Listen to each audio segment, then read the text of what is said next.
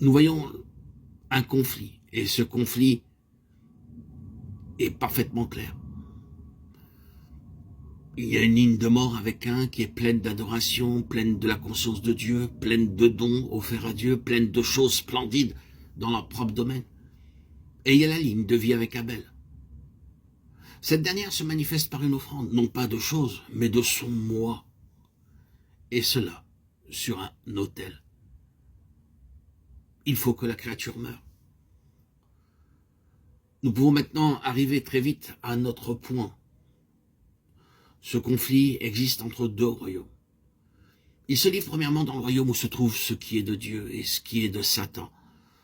Nous connaissons tous cela. C'est le royaume le plus simple et le plus évident de l'opération qui existe dans cet antagonisme. Je veux dire, c'est le royaume où tout enfant de Dieu né de nouveau se trouve.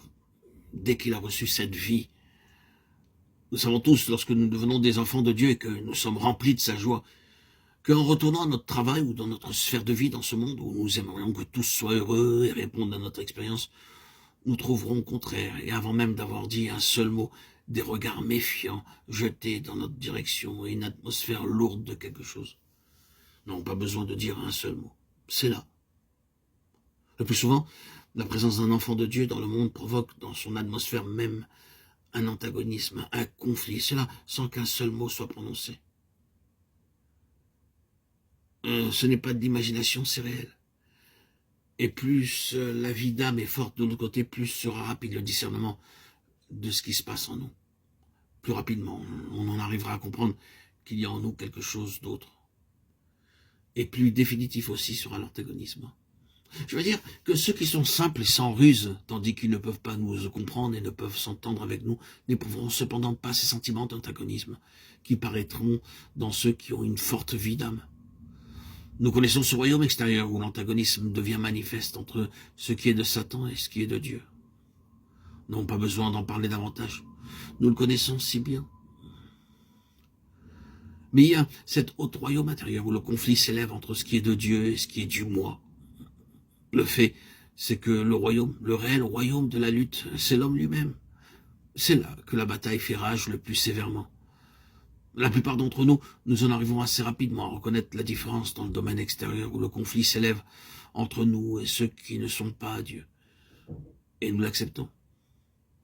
Mais lorsque ce conflit est intérieur, il est beaucoup plus difficile d'en triompher. Lorsqu'il s'élève en nous, il est très dur de l'accepter. Parce que nous ne le comprenons pas, nous trouvons le conflit en nous, et ce conflit a été provoqué par la présence même de la vie en nous.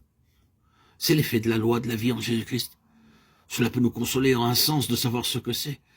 Car si souvent, lorsque le conflit devient aigu, le tentateur donne sa propre interprétation à nos expériences et il cherche à nous persuader que nous sommes trompés et qu'il n'y a en nous rien de Dieu. Tandis que c'est précisément parce qu'il y a en nous ce qui est de Dieu que le conflit s'est élevé en nous et que nous sommes devenus ainsi le champ de bataille. La chair a des désirs contraires à ceux de l'esprit et l'esprit en a de contraires à ceux de la chair. Il y a entre eux une telle opposition. Galates 5, 17.